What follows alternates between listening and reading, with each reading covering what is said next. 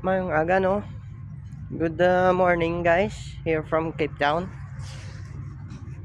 So local time namin ngayon alas 6. Alas 6 ang aga, pero kasi kita nyo dulong pagid man no. So quick update sa nga amon nga dry dock. So far kagapon nag-umpisa sila Sabado, June 5. Umpisa na sila trabaho. Ang windlass namon, starboard side, din kuha na nila. Kaya naka-schedule for repair to. Kaya ang diriya sa may kuha niya di bearing. So may bearing yan wagol. So na-schedule for repair. Tapos ang amon nga kustado orang gilid naumpisa naman sang sunblast. So kagapon daw hasta sila sang alas 10 ang gabi gali. Tapos kagina alas 4 magwa ako tani, hindi ko magwa kay nag water blast sila. Basa pa gani din estado. Muna ko nagwa. So far so good kay 24 hours sigla din ilang trabaho. Tapos kami Sunday subong wala overtime mga de guardia. Kay 4-8 ako. So pag Monday bus siguro, which is Monday bus kami umpisa katok daily routine sa mo daily maintenance so ari guys i-tour ta kamo sa kuberta na mo sa deck kamo na di pasang kwan kay pasensya na kamo kay iti gagrenawuan pa ang amon nga barko kay tungod busy pa magahod naandar ang mga dekpan kada tangke kay itur ta kamo malibot ato makadtot sa pupa. Matugnaw di guys, matugnaw. Diraya sa Pinas. Perti ka init. Diraya sa amon, matugnaw. Tugnaw di subong sa tigtulugnaw di subong sa Cape Town, South Africa. Para sure. So ito ta kamo, compressor, igko man. Sadyahan na gini siya mo ni tapos dry dock magbitaw sang tinlo tanan balik sang mga takop sang tangke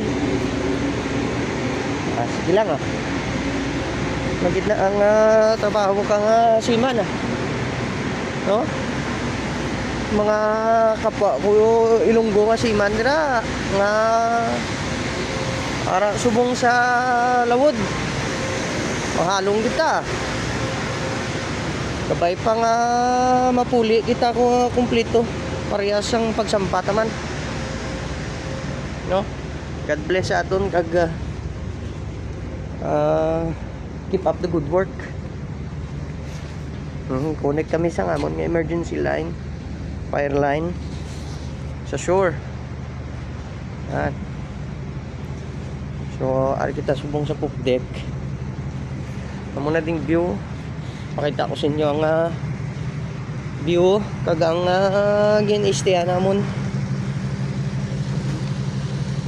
Break time guro ni sila subong. So ari kita sulod lock. Pakita ko sa inyo ang view kagang gin-istayan namon sang daw kulang-kulang 2 weeks. Kung makita na dia.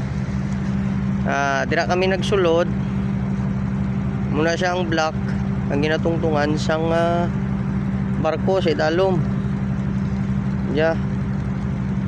Mga ginatawag nga pag naka-dry na ni, mo na rin ginatawag nga high and dry.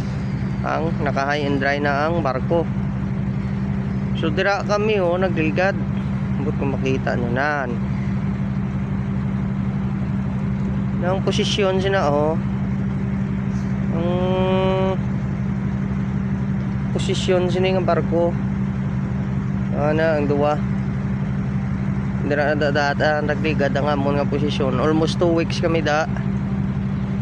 Kaso lang kay tungod na delay. Delay ang sulod kay ang dock ni di sila ka pump out sang ilang nga tubig kay naguba kunong ilang nga bomba. So ang schedule namon nga 2 weeks nang running nga dry dock is naging almost a month na.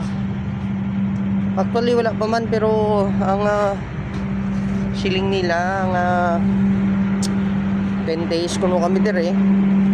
So 10 days pitsa 4 kami nagdikit kagapon sa Sabado nag-start. So 5 plus 10 so 15. So isa mga bulan kay nag-abot kami 16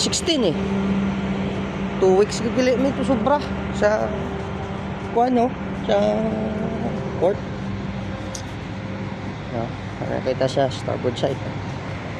Sige digko amon nga barkos bong.